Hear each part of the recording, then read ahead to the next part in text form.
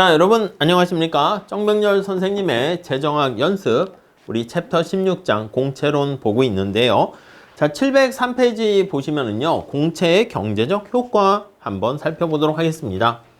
자, 우선 지난 시간에 말씀드린 것처럼 공채라는 게 국공채 생각하시면 되겠는데 정부가 텍스를 통해서 재원을 조달하거나 본드를 통해서 재원을 조달합니다. 자, 그래서 정부가 이걸 통해서 정부 지출을 증가시키게 되는 것이죠. 오케이. 자, 그러니까 정부가 본드를 발행해서 빌리는 거예요. 그래서 빌려가지고 재원을 조달해서 정부 지출을 증가시키는데, 아니, 여러분, 대공황이 1929년, 요즘 같은 경우 경제가 힘들긴 한데 여러 가지 공급 측면도 있지만 수요 측면이 있지 않습니까? 대공황까지 갈 것도 아니고요. 코로나 때 보면 우리가 왜 경제가 힘들었습니까? 사람들이 코로나 바이러스 때문에 거리 두기를 하면서 모이지 않고 밖에 나가지도 않고, 그러니까 많은 음식점이나 자영업자들이 손님들이 오지 않는 거야. 그러다 보니까 힘들게 된 것이죠. 마찬가지입니다. 그래서 경제가 침체되어 있는 상황에서는요, 미래가 불안해. 그러면 우선 거시경장 얘기인데 이거 암기하세요. 총수요를 어떻게 구성합니까? 라고 하면 총수요가 물건을 구입하겠다는 국가 전체의 애그리게이트 디맨드가 되는데요. C, I, G, 순수출 이렇게 됩니다. 이걸 네 마리의 마차라고 표현하기도 합니다. 말이라고 해요. 경제를 이끄는 네 마리의 수요예요. 그러니까 아니 기업들이 삼성에서 아니면 현대에서 자동차를 만들거나 스마트폰 만들거나 TV를 만들려고 하는데 살 사람이 있어야 되지 않겠습니까? 근데 여러분 미래 경제가 좀 안 좋을 것 같아. 그래서 사람들이 꿀꿀하게 생각해서 소비를 줄인다 할게요. 그럼 물건을 안 사 먹는 거야. 근검절약하는 거야. 빚도 많아. 가계부채 되게 많습니다. 그리고 내년 경기가 안 좋을 것 같아가지고 기업들이 투자를 줄입니다. 오케이? 그리고 뭐 미국 트럼프 대통령이 당선돼서 관세를 높이 부과하고 해서 세계 경제가 무역이 활성화되던 것이 위축될 가능성이 있습니다. 그럼 우리나라 수출로 먹고 사는 우리나라 입장에서는 수출 자체가 잘 안 되는 거죠. 아니 그럼 어떻게 돼? 여기 이러한 상황에 의해서는요. 총수요가 감소하지 않습니까? 그럼 총수요가 감소하게 되면 물건이 안 팔려. 그러면 요것 때문에 인해서 총수요 감소로 공장은 재고가 자꾸자꾸 증가하게 됩니다. 재고가 쌓이는 거지. 그럼 여러분 생각해 보세요. 재고가 자꾸 증가하는데 공장이 풀가동할 필요가 있습니까? 안 한다고. 그럼 공장에서 가동률이 줄어들게 됩니다. 그럼 여러분 삼성에서 공장이 지금 생산 라인이 10개가 있는데 3개가 줄었어. 그럼 7개만 가동해. 그럼 3개 공장 설비가 놀고 있는데 거기에 있는 근로자들은 가만히 놀면서 월급 받을 수는 없죠. 그러니까 당연히 해고가 많이 일어나게 되고요. 해고가 증가로 실업이 증가합니다. 실업자가 증가해요. 이해 가시죠? 오케이? 아니 그럼 여러분 생각해 보세요. 실업이 자꾸 증가하게 되면 내가 실업자가 됐는데 아니 돈이 없잖아. 근데 막 소비를 합니까? 소비를 안 하지. 그럼 이게 다시 여기 나와 있는 것처럼 소비의 감소로 이어지게 되는 겁니다. 그럼 또 어떻게 돼? 그럼 또 총수요가 감소해서 재고가 또 증가하고 기업들도 어떻게 됩니까? 여기 나와 있는 것처럼 미래 경기가 안 좋을 것 같으면 뭐 신규 사업을 하기 위해서 막 투자를 막 벌리지 않는다고요. 자, 그러니까 이렇게 수요가 감소하기 때문에 닭이 먼저냐 달걀이 먼저냐 문제가 될 수 있지만 수요, 살려는 사람이 없으니까 공급 자체도 위축되는 것을 알 수가 있고요. 오케이? 1929년 대공황 때도 이런 일이 발생한 거야. 자, 그랬을 때 존 메이나드 케인즈가 뭐라 그랬냐면 정부야 너 뭐하니? 나 가만히 있으라는데 이렇게 아담 스미스가 얘기했는데 국부론에 보니까 정부는 가능한 한 작은 정부가 아름답대 이렇게 얘기하는 거야. 케인즈가 봤을 땐 야 지금 이러다가 우리 다 죽게 생겼어. 정부 네가 적극적으로 나서서 무슨 뭐 균형재정 이런 거 얘기할 때가 아니라 국가를 살리고 봐야지.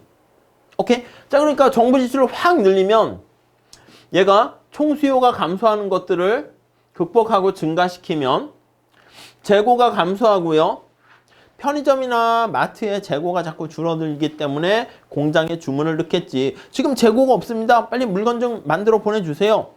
지금 공장 가동률이 줄어들고 있었는데 재고가 자꾸 줄어들면서 빨리 생산 공급해 달래. 그러면 공장 가동률 올라가고요. 자, 공장 돌려 했는데 저희 사장님 죄송합니다. 공장을 돌리는 근로자들 다 잘랐는데요.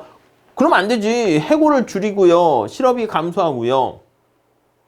그러면 다시 고용이 증가한다고. 고용이 증가해서 창출하게 되고요. 여러분, 고용 창출이 발생하게 되면 그 다음 어떻게 됩니까? 소득이 생기잖아. 일을 했으니까. 소득이 증가하게 되면서 이 소득 증가로 인해서 소비가 다시 또 증가합니다. 소비가 증가하니까 이게 이제 선순환 과정을 거치게 되면서 다시 물건을 사겠지. 재고가 또 감소합니다. 그래서 이렇게 해서 경제가 이렇게 하면서 활성화가 됩니다. 그래서 이러한 악순환에서 탈출을 할 수가 있게 됩니다. 이해 가시겠습니까? 그래서 이렇게 악순환을 탈출하는 방법은 뭐냐라고 하면요. 1929년 대공황이 발생했을 때 케인즈가 이렇게 얘기하는 거야. 이런 아이디어가. 자, 그래서 이게 기존의 경제학자들과는 다르다 생각해서 기존의 경제학자들은 어떻게 됩니까? 정부야, 너 가만히 있어. 작은 정부. 시장에 의해서 보이지 않는 손이 작동하니까 가만히 있으렴. 수요 공급에 의해서 가격이 조정 역할을 할 거야. 이렇게 얘기하는 거야. 그런데 아니다. 존 메이너드 케인즈가 등장해서요. 이 전에 경제학자들은 고전학파라 얘기합니다. 고전학파, 여러분, 고전이라는 표현은 약간 좋은 표현 아니지 않습니까? 좋을 수도 있겠지만, 당신은 참 고전적으로 생기셨네요. 좋아요, 기분? 고전적인 미남이시네요. 지금 스타일은 아니란 얘기잖아. 그러니까 케인즈가 1936년에 자기의 생각을 담아서 일반이론이라는 책을 씁니다.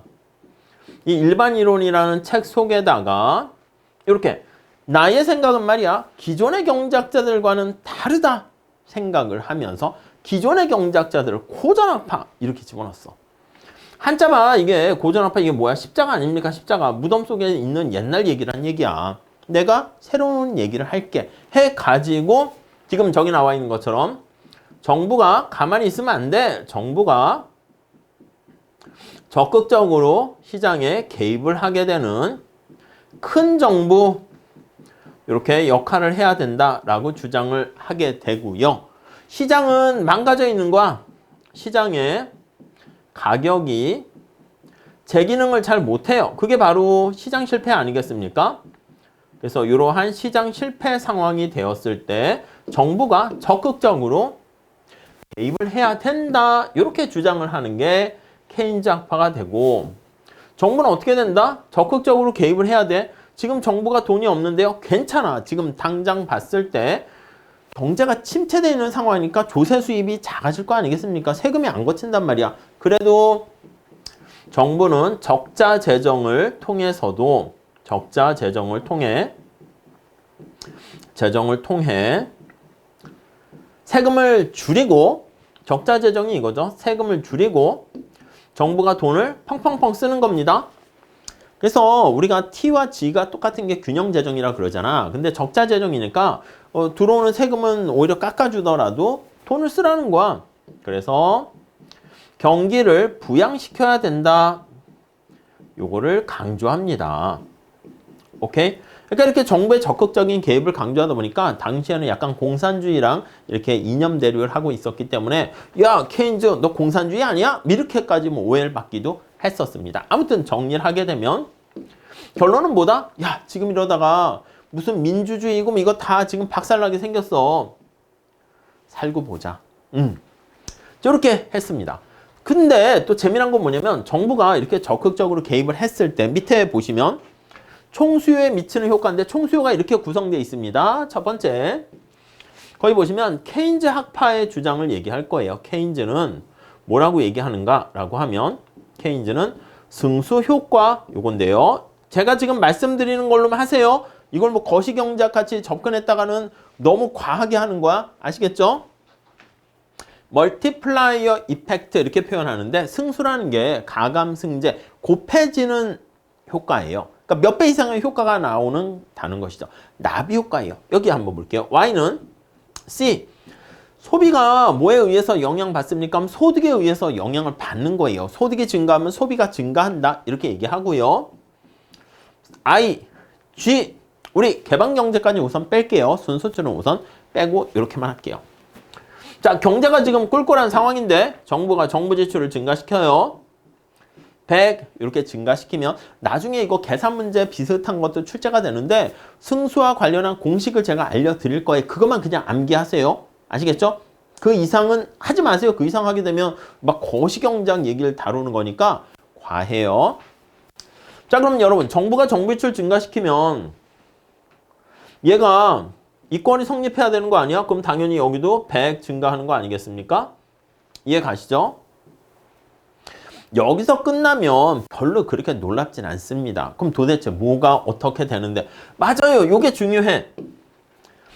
정부의 소득이 100, 아니 국민 소득이 100 이렇게 증가하잖아?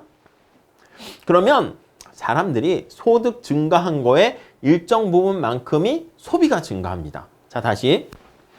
소비는 이렇게 있는 거야. A 플러스 B, Y 소득의 함수인데 뭐 100 플러스 0.8Y라고 할게요. 여러분 그러면 여기 0.8이 뭡니까? 라고 하면 자 이게 컨섬션해서 소비라고 보시면 되겠고요. 이게 Y가 소득이라고 보시면 되겠습니다. 여러분 소득이 100만 원 증가했을 때 여러분들은 어떻게 합니까? 돈 다 써요? 100만 원? 아니야. 그건 좀 약간 좀 거리 두세요. 좀 이상한 사람이라 할 수 있어. 돈을 다 쓰지 않지. 일부는 소비를 하지만 일부는 남겨두고 저축합니다. 만약에 여러분 소득이 100만 원 증가했는데 하나도 돈을 안 써. 크리스마스에 스크루지 영감처럼 하나도 안 쓰게 되면 구두쇠잖아. 그렇게 되면 또 그것도 좀 약간 평범하지 않습니다. 그러니까 요거 0.8이 뭐냐면 0.8은 소득이 한 단위 증가했을 때 소비가 얼마나 증가하냐. 이 소비 함수를 Y로 소득으로 미분하는 거잖아. 그래서 0.8 이렇게 되는데 이거를 우리가 MPC라고 이름을 붙일 거예요. MPC 약자로 정리하세요. 뭐의 약자입니까? 하면 M은 경장에서 M은 언제나 마지널입니다. 한계입니다. 한계, 컨섬션, 소비 성향, propensity 이렇게 얘기합니다. 그러니까 이게 사람마다 다르고 동네마다 국민마다 국민 성격에 따라서 다 다르지 않겠습니까? 어떤 사람은 소비 성향이 좀 클 수 있어. 어떤 사람은 100만 원 증가했는데 빵과 일은 너무 극단적이고 한 0.5다 그러면 50만 원은 쓰고 50만 원은 저축하는 사람이죠. 한계 소비 성향이 이렇게 0.8이면 내가 100만 원 소득이 증가했을 때 80만 원은 소비하고 20만 원은 저축하는 사람이에요. 오케이? 자, 그러면 여기 볼게요. 아니, 소득이 이렇게 100만 원 증가했잖아. 그러면 지금 살펴본 것처럼 한계 소비 성향이 0.8이다 그러면 여기 얘가 다시 여기에 충격을 줍니다. 소득 100 증가하면 소비는 거기에 80%인 80만큼이 증가해요. 이해 가십니까? 그럼 잘 보세요. 여기는 100 증가했는데 여기선 180 증가했잖아. 이 꼴이 성립해야 되니까 요게 소비가 증가하면서 다시 경제의 국민소득을 끌어올리게 됩니다. 자, 그래서 여기가 다시 80 이렇게 되면 균형이 되겠지. 근데 여기서 끝나지 않습니다. 소득이 80 증가하면 또 소득의 80%인 64만큼이 또 증가해요. 이해 가시죠? 그러니까 이게 100에다가 0.8 그리고 0.8의 제곱 곱하기 100 0.8의 3승 곱하기 100 이렇게 해서 계속 연쇄적인 효과가 생겨. 근데 여기 보시면 80, 64 이렇게 되다가 나중에 빵 하면 멈추게 되겠죠. 이렇게 가다가 나중에 빵 하면 멈추게 되겠죠. 이해 가시겠습니까? 그래요. 그러니까 여러분 여기서 중요한 건 뭐냐면 이 메커니즘을 먼저 보시는 게 제일 중요해요. 여기 보니까 정부가 정부 지출을 이렇게 100만큼 증가시킨 거야. 이걸 다 더합니다. 다 더해서 국민소득이 얼마나 증가합니까? 하면요. 이거 증가한 게 델타 Y가 보니까 500만큼 증가했어요. 이 공식은 그냥 여러분 하지 마시고 제가 말씀드릴게요. 그래서 다 더했을 때 500이 나왔다 그러면 여기 나와 있는 것처럼 정부 지출 100 증가했는데 국민소득이 몇 배나 증가했습니까? 나타내는 이 몇 배. 이게 바로 우리는 승수다. 이렇게 보시면 되겠습니다. 이해 가시죠? 그럼 여러분 한번 생각을 해볼게요. 만약에 한계 소비 성향이 지금은 0.8이라고 얘기했어. 80% 소비하고 20%는 저축한다 그랬는데 그게 아니라 정부 지출이 100 증가했는데 한계 소비 성향이 90이라고 할게. 0.9라고 할게. 그럼 어떻게 될까요? 그러면 여기 100 증가하면 여기 100 증가하겠지. 그 다음에 어떻게 됩니까? 그래요. 한계 소비 성향이 90이면 90 증가해. 그럼 여기가 90이 증가하고 그 다음에 99, 81, 81이 증가하고 81이 증가하고 더 많이 증가합니다. 그래서 딱 더 증가해서 이걸 다 더하고 나면은 1000 이렇게 증가하게 되면 어떻게 10배 효과가 나오는 거예요. 그래서 우리가 이걸 식으로도 표현할 수 있어요. 근데 요거는 자주 출제되지는 않고요. 한 2, 3년에 한 번씩 승수 계산 나오는데 객관식 문제 풀면서 제가 공식 암기하세요. 이거 할 거야. 승수 공식은 어떻게 됩니까? 하면 1 MPC분의 1 이걸로 하세요. 요거 식으로 해가지고 대입하는 거 보여드릴 거야. 근데 지금은 직관적인 내용만 보세요. 자, 그러니까 만약에 한계 소비 성향 0.8이면 어떻게 되겠습니까? 1 0.8분의 1 해서 승수는 5배가 되고요. 한계 소비 성향이 0.9가 되면 어떻게 되겠습니까? 1 0.9분의 1 하면은 10배 효과가 나온다라는 거 알 수가 있을 거예요. 우리도 가성비가 제일 좋은 부가가치가 높은 일을 해야 될 거 아니겠습니까? 여러분들이 만약에 세무사 일을 준비했다. 내가 세무사 자격증을 따게 되면은 내 인생에서 몇 배의 수익을 투입 대비 가져올 것인가. 그런 거 생각하는 것이죠. 승수효과가 바로 그 얘기다. 이렇게 보시면 되겠어요. 자, 그래서 우선 다시 책 보면서 다시 정리할게요. 개인적파에 따르면 정부 지출이 고정된 상태에서 국채를 발행했습니다. 세금을 깎아줬어요. 가처분 소득이 증가합니다. 내 마음대로 쓰는 소득이 증가하면 그래서 소비가 증가하는데 요식 잘 체크해 주시죠. 요 메커니즘 잘 보셔야 돼요. 그래서 2번 볼까요? 정부의 지출 재원 조달 방식이 세금을 거두지 않고 오히려 정부 지출로 빌려가지고 정부가 정부 지출을 증가시켰을 때 총수요가 증가합니다. 거기에는 화살표로 표시되어 있는데 요 메커니즘 Y는 CIG 요거 좀 잘 체크하시면 좋겠습니다. 자, 다시 한번 정리를 좀 한번 해보도록 할게요. 자, 우선 첫 번째 케인즈가 뭐라고 얘기했냐? 승수효과인데요. 요걸 잘 보셔야 돼. Y 이 소비가 소득에 비례합니다. 근데 얼마나 영향을 미치냐? 그거를 생각하시면 될 것 같아요. 그래서 가능한 한 케인즈는요. 이게 미래가 불안해서 사람들이 소비하지 않고 저축을 안 하면 음식을 안 사 먹고 뭐 연말에 크리스마스가 되는데도 뭐 외식을 너무 안 하고 그럼 자영업자가 힘들어지고 자영업자가 힘들어져서 문 닫으면 그 사람들도 소비를 못 하고 계속 악순환이 발생하는 거야. 그러니까 케인즈가 봤을 때는 여기서 한계 소비 성향이 크면 클수록 그러니까 소득이 증가했을 때 소비를 많이 하면 많이 할수록 승수 효과는 커집니다. 그래서 승수는 어떻게 되냐면 1 우리 앞에 봤어? 요 용어 익숙하시겠죠? 한계 소비 성향분의 1 소득이 증가했을 때 소비가 얼마나 증가하는가 그 비율을 나타내는 거에 미분한 겁니다. 그래서 승수가 이렇게 되기 때문에 소비를 많이 할수록 MPC가 클수록 국민소득이 증가하는 승수 효과는 어떻게 된다? 승수는 더 커져.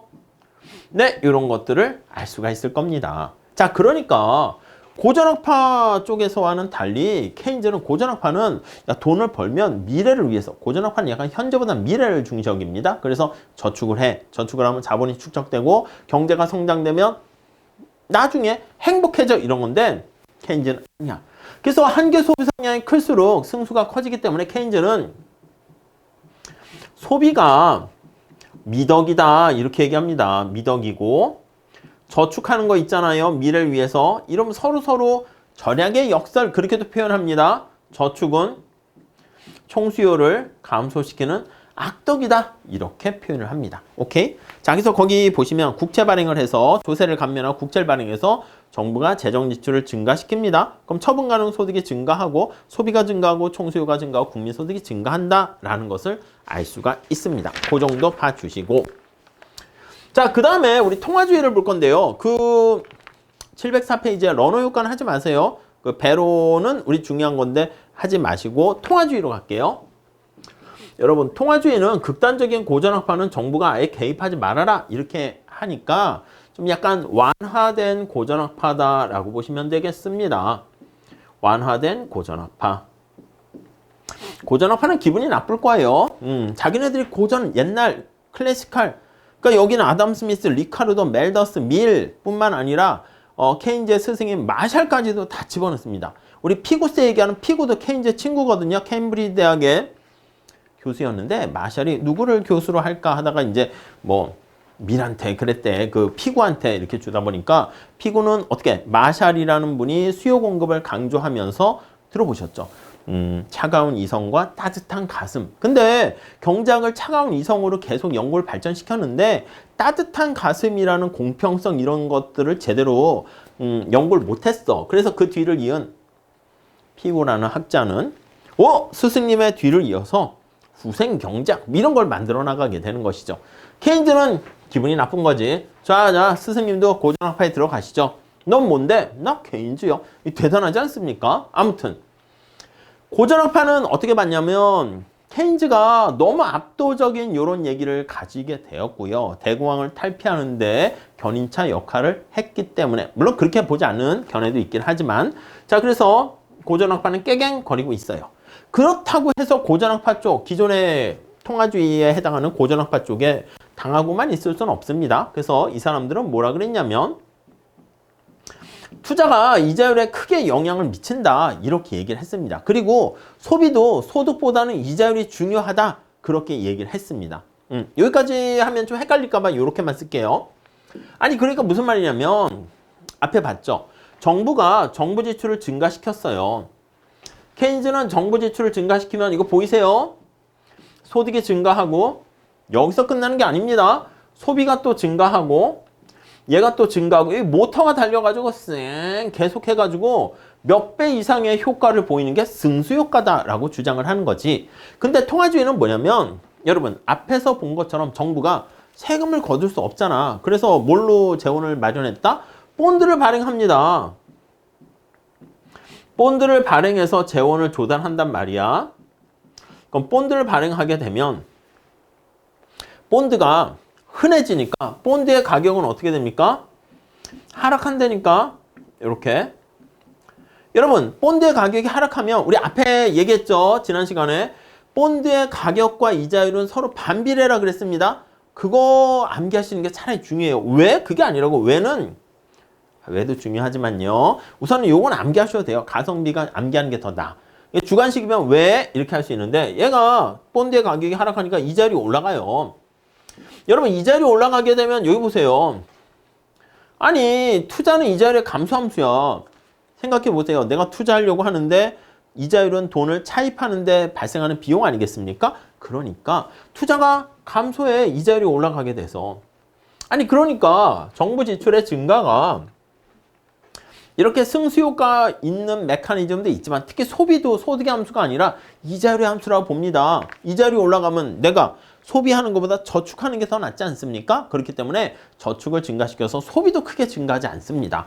자, 그러다 보니까 여기 나와 있는 승수효과는커녕 정부 지출 증가시켰을 때 국민소득이 증가하긴 증가하겠지만 이렇게 미미하다.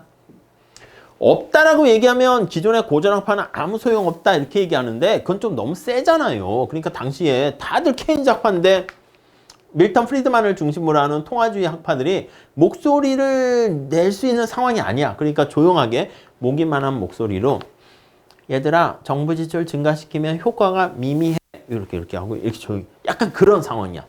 이해 가시겠죠? 책으로 가볼게요. 국공채가 발행되면 대부자금 시장에 대한 공급이 감소. 그럼 빼버리고요. 이자율이 상승 밑줄 치세요. 이자율이 올라간다니까? 이게 중요하다니까요. 이자율이 상승해서 민간의 투자를 밀어내버리는 거야. 이걸 뭐라고요? 구축 효과라고 얘기하죠. 크라우딩 아웃 이펙트 이렇게 얘기합니다. 구축 효과가 발생하게 됩니다. 오케이? 여러분 생각해 보세요. 우리 저 앞에서도 옛날 했는데 구축 효과라는 말을 정부가요.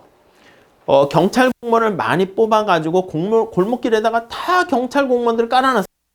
안전하고 범죄 없는 좋은 도시가 되는 거 아니겠습니까? 마을이 되는 거 아니겠습니까? 근데 문제는 뭐야? 민간의 시큐리티 관련돼서 다 망해버리는 거지. 보안장치, 세콤 이런 거 다 망해. 왜냐면 골목길에 경찰들 쫙 깔려있는데 어떻게 도둑이 막 활보할 수 있겠습니까? 그러니까 이게 나쁜 건 아닌데 민간 부분을 위축시킵니다. 그래서 느낌이 구축, 위축 효과 이런 거야. 밀어내기 효과 이렇게 합니다. 크라우딩 아웃을 번역을 그렇게 구축을 해서 그랬는데 뭐 배 중에 구축함이라고 들어보셨잖아. 어떤 뭐 이상한 배가 넘어오게 되면 우리 영토를 넘어오면 야 너 나가 밀어낸다는 거야. 구축함이라고 보시면 되겠습니다. 오케이? 자 그래서요 거기 보시면 2번에 구축 효과라는 말 잘 보시고 국채를 발행해서 조세가 감면되면 처분 가능 소득의 증가로 소비가 증가할 수 있지만 이자율 상승으로 민간의 투자가 위축됩니다. 요거 잘 보세요. 이 메커니즘. 그러니까 정리를 말로 하시거나 화살표로 하면 정신 없기 때문에 Y는 CIG 써놓고 요 그림 이미지로 잘 체크해서 머릿속에 넣어두시면 좋겠습니다. 자, 여기서 끝에 3번. 미미 보이세요? 미미. 이거는 몇 배 이상의 효과가 된다. 승수 효과인데 이거는 미미. 예. 자, 다음에 우리가 또 보셔야 될 게 리카르도 대등정리입니다. 리카르디안 이퀴밸런트 띠오렘인데 이걸 누가 주장했냐면 하버드 대학의 베로라는 교수가 주장을 했어요. 그래서 사실은 베로 효과 하면 좋은데 보통 자기가 자기 이름을 붙이진 않잖아요. 그렇지 않습니까? 아니 우리 역사적으로 어떤 왕이 뭐 광개토 대왕 잘 모르겠어요. 장수왕 있는데 아니 이분은 지나가서 사후적으로 보니까 사가들이 볼 때 어유 땅을 넓히셨네. 그래서 광개토 대왕 뭐 오래 사셨네. 장수왕 뭐 그럴 수 있겠지. 그러니까 베로 교수도 이런 아이디어를 내긴 했는데 자기 이름을 붙이기엔 좀 낯뜨거워가지고 베로 교수가 논문 썼는데 베로 효과 좀 그렇잖아. 모르겠어요. 제자들이 좀 이렇게 잘 해줬으면 좋겠는데 잘 안 됐나 봐. 그래서 자기의 주장과 비슷한 옛날에 얘기한 학자가 없을까 해서 보니까 리카르도라는 학자가 있어서 리카르도 효과, 리카르도 대등정리 이렇게 했습니다.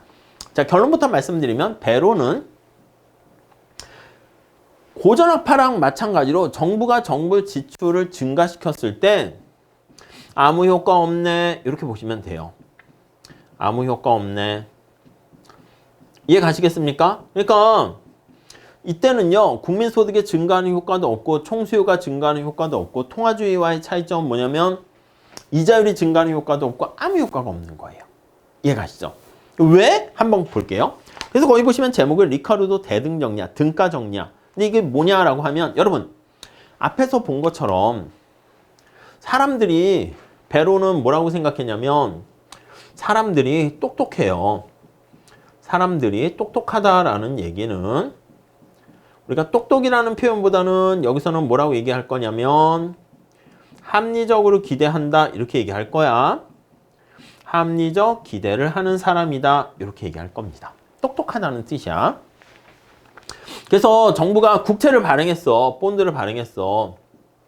그럼 사람들이 뭐야? 이거 국채를 딱 받아들이면 와 국채 나 이거 얻었으니까 내가 가지고 있는 돈 가지고 은행에 예금하거나 주식에 투자하거나 국채를 구입하거나 이러면 부동산을 사거나 나의 자산의 한 형태를 볼 수도 있는데 진짜 똑똑한 사람은 뭐야 이거 본드 나중에 정부가 돈이 없으니까 이거 빌린 거니까 나중에 갚으려고 하겠죠? 그래서 얘는 뭐랑 똑같다? 그래요. 미래의 세금과 같은 의미라고 생각을 하는 거야. 그래서 등가정리, 대등정리가 국채는 미래 텍스랑 대등하다 그 뜻입니다. 이해 가세요? 그러니까 정부가 왜 국채를 발행했습니까? 지금 돈이 없으니까 발행했단 말이야. 근데 그 나중에 국채를 상환할 때가 되면 그때 뭐 돈이 있겠어요? 그때도 없겠지. 그러니까 나중에 세금을 많이 거두겠다라는 것을 상징하는 거야. 미리 예고하는 거야. 그럼 여러분들 나중에 세금을 많이 거둘 것 같으니까 미리 대비를 해야 돼. 이해하시겠죠? 자, 그러니까 여기 보시면 정부가 Y는 C, I, G 이렇게 있을 때 답 찾는 거 쉬워요. 정부가 정부 지출을 증가시켰는데 뭐야? 이거 나중에 세금 고지서구만. 그러니까 내가 이걸 갖고 믿고 돈을 쓰면 안 되고 어떻게? 소비를 줄이는 거야. 저축을 하는 거야. 그러다 보니까 아무것도 변하는 게 없어요. 이해 가시겠어요? 책 보고 정리할게요. 자, 1번 고전학파 경제학자인 리카르도에 의해서 제기가 되었고요. 이 합리적 기대를 상정하는 고전학파 계열입니다. 그래서 새고전학파라고 보시면 되겠습니다. 그것도 체크하시죠. 베로라고도 나오고 리카르도 대등적 이건 맨날 나옵니다. 같이 나오기도 하고 단독으로도 나오기 해요. 제일 많이 나오는 포인트 중에 하나예요. 물론 답 찾는 거는 지금 말씀드린 것처럼 아무 효과 없어. 이렇게 보시면 되는데 자, 새고전학파 경제학자인 베로에 의해서 결정됐는데 박스를 볼까요? 정부 지출이 고정된 상태에서 그것도 별표하세요. 그걸 갖고 또 물어보기도 해. 아니 정부가 쓰는 돈이 고정됐는데 세금을 걷어서 조달해야 되는데 그걸 안 하고요. 100억을 써야 된다. 근데 세금으로 거두지 않고 본드를 발행해서 이용한다는 거지. 근데 본드를 똑똑한 사람들은 미래 텍스로 인식한다는 거야. 그래서 지금 세금 낼래? 나중에 세금 낼래? 똑똑하신 여러분. 지금 만약에 공부 안 하고 게으르게 잠자면 어떻게 됩니까? 편안하긴 하겠지? 내년에 고통받는 거지. 볼 때. 지금 만약에 고통을 받아. 그럼 어떻게? 내년에 행복한 거지. 시험 합격하니까. 그러니까 사실 자기의 선택의 문제야. 그래서 너 지금 텍스를 줄여뒀다라는 게 너 지금 세금 낼래? 나중에 세금 낼래? 그 문제라는 것입니다. 오케이? 다시 볼게요. 정부 지출이 고정된 상태에서 밑줄 치셨죠? 조세를 감면하고 국채 발행을 통해 조세 감면, 조세 동그라미하고 뭐라고 쓰면 돼요? 현재 텍스 이렇게 쓰시고요. 국채를 뭐라고 쓰면 돼요? 국채 동그라미 치시고 미래 텍스. 그러니까 너 지금 세금 깎아주고 내년에 세금 낼래? 이러는 거야. 근데 똑똑한 사람들은 뭐라고 생각합니까? 지금 세금 내나? 조삼모사 같은 거죠. 또 너무 현재 가치 이런 거 신경 쓰지 마시고요. 아무튼 지금 세금, 지금 고통받을래? 나중에 고통받을래? 고통의 총량의 법칙이 정해져 있다 그러면 자기가 선택하는 문제지. 고통의 총량은 똑같다. 이렇게 돼 있는 거예요. 자, 그러니까 아무런 영향 미치지 못한다. 이해 가시겠습니까? 그래서 이번에 보시면 화살표도 마찬가지입니다. 정부 지출의 크기가 주어졌을 때 재원 조달 방식의 변경 밑줄 치세요. 뭐에서 뭐로 변경한다? 현재 텍스에서 본드로 변경하는 거야. 그게 민간의 경제 활동에 아무런 영향을 줄 수 없다. 이해 가시죠? 자, 그래서 이번에 뭐라고 돼 있습니까? 밑줄 치세요. 공채 중립성 정리. 여러분 경제학에서 중립성이라는 얘기는 영향을 미치지 않는다라는 것입니다. 오케이. 공채를 발행했습니다. 국채를 발행했습니다. 아무런 효과가 없다라는 것을 의미합니다. 오케이. 그 정도 보시면 되겠습니다. 이퀴밸런스라는 게 무슨 뜻인지 아시겠죠? 자, 설명 한번 볼게요. 지금 말씀드린 이것만 보시면 돼요. 1번 볼게요. 현 시점에서 가볍게 보세요. 이렇게 너무 서술적으로 막 하면 또 이해하기엔 좋을 수는 있겠는데 복잡해요. 핵심만 잘 보세요. 현 시점에서 국채가 발행돼서 조세가 감면됐습니다. 대신 처분 가능 소득이 증가했어. 근데 합리적인 경제 주체들은 동그라미 치세요. 레셔널 익스펙테이션을 상정하는 똑똑한 사람이라고 보시면 돼요. 미래의 조세 증가를 예상하고 자 뭐라고요? 거기 국채 동그라미 치시고 미래 조세 증가 동그라미 치세요. 밑줄 치세요. 국채 발행 밑줄 치시고 미래 조세 증가 밑줄 치세요. 같은 걸로 생각하는 거야. 그러니까 이거 내야 되니까 소비를 줄이고 소비를 줄인다는 건 내가 저축을 증가시켜서 아이고 미래에 저 멀리 세금이라는 폭탄이 오는구만. 내가 미리 저축을 해가지고 대비해야겠네. 그러니까 현재 소비가 줄어드는 거야. 자, 2번 다시 합리적인 소비자들은 국채를 자산이 아니라 밑줄 치세요. 부채. 미래 텍스라니까 미래 텍스. 자산이라고 하면 안 됩니다. 부채야 부채. 정부가 갚아야 할 돈이라는 것입니다. 그렇기 때문에 국채가 발행돼도 소비 자체가 증가하지 않는다는 겁니다. 오케이. 민간의 소비가 변하지 않으면서 정부 지출 증가시켰을 때 거기 나와 있는 총수요도 변하지 않고 국민소득 변화도 없고 아무 효과가 없네요. 오케이? 거기까지 보시고 자 그런데 이 리카르도 등가 정리는 되게 극단적인 주장 아니겠습니까? 정부가 네가 어떤 짓을 해도 정책 무력성 명제라고 아무 효과 없어 이렇게 되는 것이거든요. 이해 가시죠? 자, 그러면 이게 현실에서 성립하는가? 이렇게 보는 거야. 아니, 그러면 이론상 봤을 때는 리카르도 등가 정리가 성립하면 그러면 아무 영향 없네. 이렇게 결론이 나옵니다. 답 찾는 거 되게 쉽다고 말씀드렸죠. 뭐 이자율이 변화한다. 뭐 국민소득을 증가시키고 총수요를 증가시킨다. 다 틀려요. 근데 질문을 할 수 있습니다. 근데요. 현실에서 여기까지 보셔야 돼.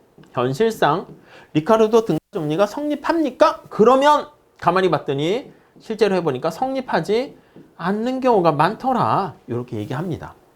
그래서 왜 성립하지 않습니까? 그것까지 체크하셔야 돼요. 그것까지. 자, 별표하세요.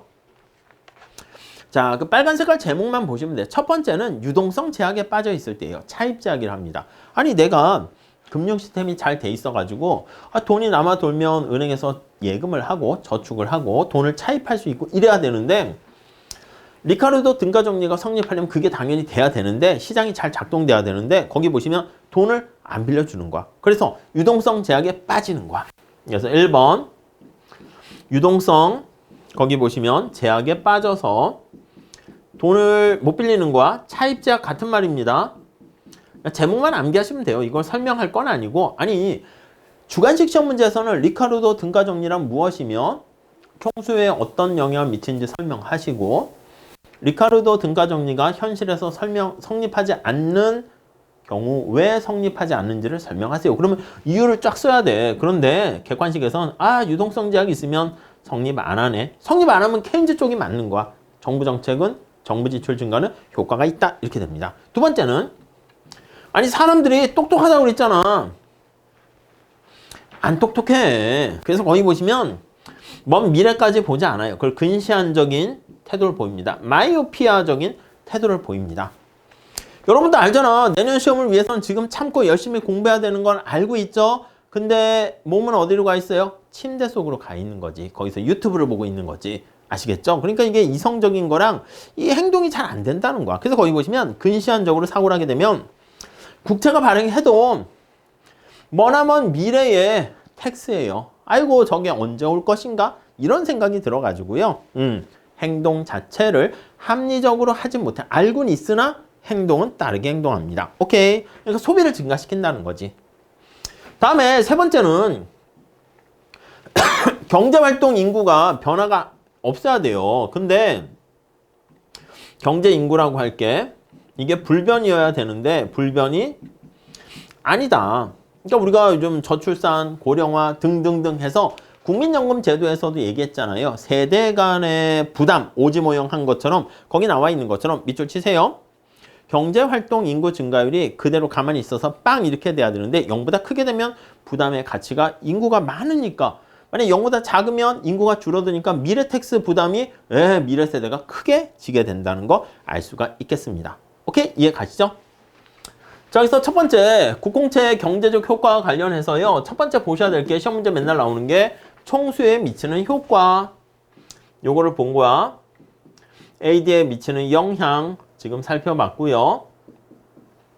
뭐뭐뭐를 보면 좋으냐면 케인즈 학파 주장 그리고 통화주의 주장 밈이 떠오르시죠? 요거는 승수 효과.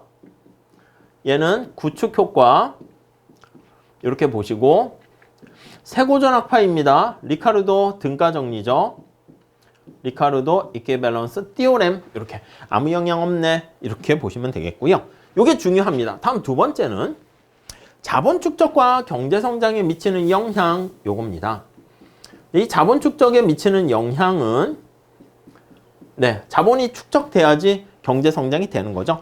우리가 앞에서 얘기했던 그 식 있죠. 1번 지출 측면에서 볼 때 밑줄 치세요. 로마자 1 나와 있는 Y는 C 소비 지출 수요, I 투자 지출 수요, G 정부 지출 수요, 그리고 엑스포트 임포트 이렇게 얘기합니다. 여러분 다시요.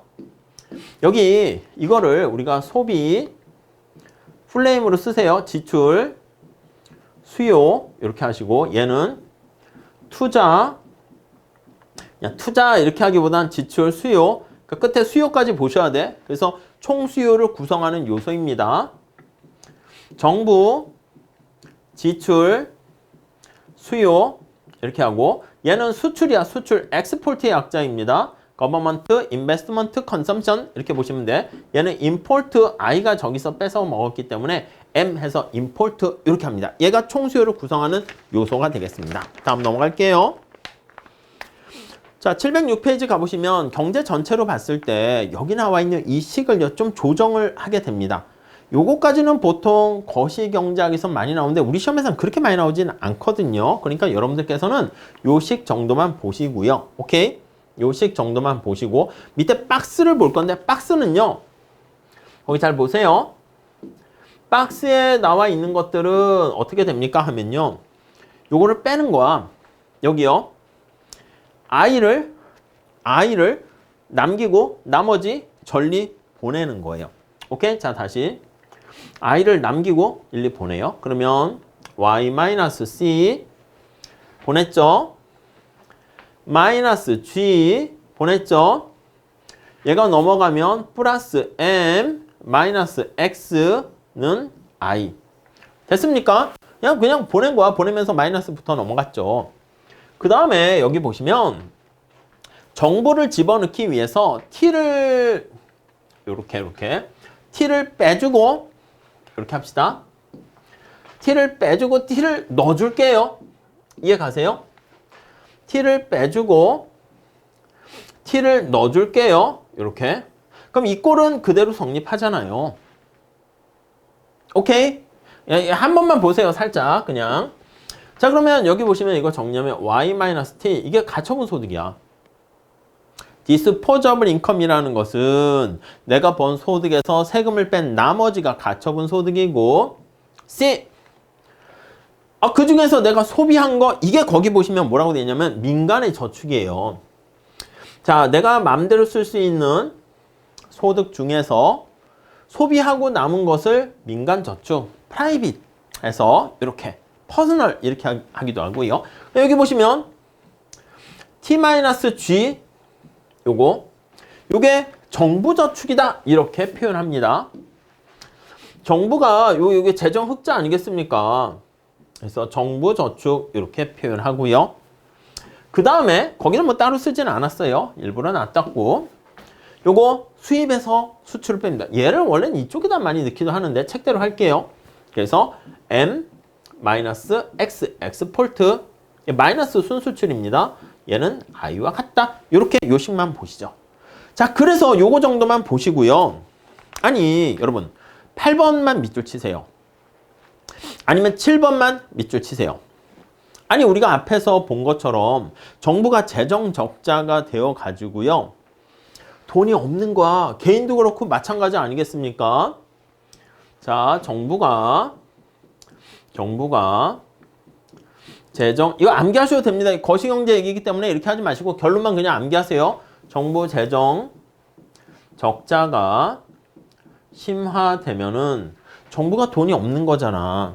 오케이? 개인도 부채가 많아서 적자가 심해. 그러면 어떻게 학원 다니고 미래에 대한 대학원 다니고 대학 다니고 힘들지 않습니까? 투자가 어떻게 돼? 위축돼요. 감소합니다. 이자율이 올라가는 거 보이세요? 앞에 저 해서 정부가 본드를 발행했습니다. 다시 본드를 발행하게 되면 본드의 가격은 하락하게 되고요. 본드의 가격이 하락하게 되면 이자율이 올라가면 돼요. 반비례라는 거 아시죠? 이자율이 올라가게 되면 어떻게 됩니까? 하면 투자가 감소한다니까. 그럼 어떻게 돼? 자본 축적이 안 되지. 그러니까 자본 축적에 이롭습니까? 해롭습니까? 네, 해로워요. 자본 축적이 감소하게 되고 이 결과 어떻게 됩니까? 경제 성장에도 별로 좋지 않습니다. 경제 성장을 감소시킵니다. 이해 가시죠? 결론만 보세요. 중간에 막 이렇게 로마자 있어서 그거는 지금 요식 전개한 거랑 똑같은 거니까 요걸로 머릿속에 넣으시고요. 자, 다음 3번. 국제수지에 미치는 효과. 그 7번, 8번만 같이 보시고 그래서 재정 적자로 경제 전체 투자가 감소하면서 장기적으로 경제 성장에 위축된다. 오케이? 다음 세 번째는 국제수지에 미치는 효과 볼게요. 국제수지라는 것은 수출에서 수입을 빼는 것을 얘기하는데요. 자, 국민소득 항등식 나와 있는데 그냥 이 식만 보시고 밑에 걸로 설명하는데 넘어가세요. 넘어가시고. 어렵진 않지만 이러면 또 거시경제로 가게 됩니다. 그럼 어떤 것만 보시면 됩니까 하면요. 거기 보시면 밑에 7번만 보세요. 7번. 자, 그리고요. 거기 보시면 화살표 나와 있는 거 보이시죠? 화살표. 거기 밑에 국공채 발행에서 이자율, 뭐 소비, 해가 나와 있는데 우선 첫 번째는 아니 재정적자를 본드를 발행하게 되면 첫 번째 여기 보시면 국제수지에도 안 좋은 영향을 미칩니다. 근데 어떻게 되냐면 이자율과 환율은 반대라고 보시면 되겠습니다. 자, 그래서 이자율이 올라가면 환율이 인하됩니다. 자, 환율은 미국 달러의 가격이야. 이렇게 하면 국제 거시경제까지 갑니다. 이 정도만 하세요. 여러분, 환율이 원달러 환율이 1원당 1,000원이었는데 2,000원으로 올라갔어. 그럼 어떻게 돼? 미국 물건 1달러. 자, 다시. 환율을 좀 힘들어 하시는데 간단하게 보세요. 환율은 뭐의 가격이다? 달러의 가격이다. 여러분, 사과의 가격이 비싸졌어. 사과의 가격이 1,000원이었는데 그럼 1원짜리 1,000개 주면 사과 하나를 구입하겠죠. 사과의 가격이 2,000원이 됐어. 그러면 이제 1원짜리 2,000개를 줘야 사과 하나를 구입해요. 달러의 가격이 1달러당 1,000원에서 2,000원 되면 뭐다? 달러의 가격이 비싸지는 거야. 그러면 1달러 얻기 위해서 옛날에는 1,000원 주면 됐는데 2,000원 줘야지 가져올 수 있어. 그러니까 1달러짜리 물건 사는데 2배나 돈이 많이 들어가는 거지. 그러니까 환율이 싸지게 돼요. 그럼 뒤집어서 환율이 올라가면 미국 물건 가격이 비싸지는데 환율이 싸지면 미국 물건 가격이 싸지는 거야. 여러분 생각해보세요. 우리나라가 여러분들이 동남아 여행 갈 때랑 미국 여행 갈 때랑 어디랑 좀 부담이 조금 그렇지. 달러가 고달러가 되면 고환율이 되면 똑같은 100만 원을 들고 여행을 간다 할 때 미국 갔을 때보단 동남아 갈 때가 화폐 가치가 낮으니까 훨씬 더 풍요롭게 산다고요. 느낌이 있으세요? 느끼셔야 돼. 자, 근데 환율이 하락하게 되면 미국의 수입제 상품의 가격이 하락한다니까요? 싸진다니까요? 자, 그럼 어떻게 돼? 사람들이 외국 물건을 많이 삽니다. 우리나라 물건 안 사. 그래서 수출이 감소하고요. 수입이 증가합니다. 이해 가시죠? 자, 그래서 이자율이 올라가게 되면 환율이 떨어지면서 국제수지는 악화된다라는 거. 결론은 자본 축적 부정적이고 국제수지 악화, 경상수지 악화. 자, 거기 7번 그것만 별표하세요. 끝에 이는 결국 경상수지를 악화시킨다. 아셨죠? 그 중간에 뭐 쌍둥이 적자부터 하시면 좋은데 그것까지 할 필요 없습니다. 시험 문제 안 나와요. 주로 총수에 미치는 영향 그리고 자본 축적과 국제수지에 미치는 영향을 퉁 쳐서 한 문제로 나오거나 리카르도 등가 정리는 워낙 중요해요.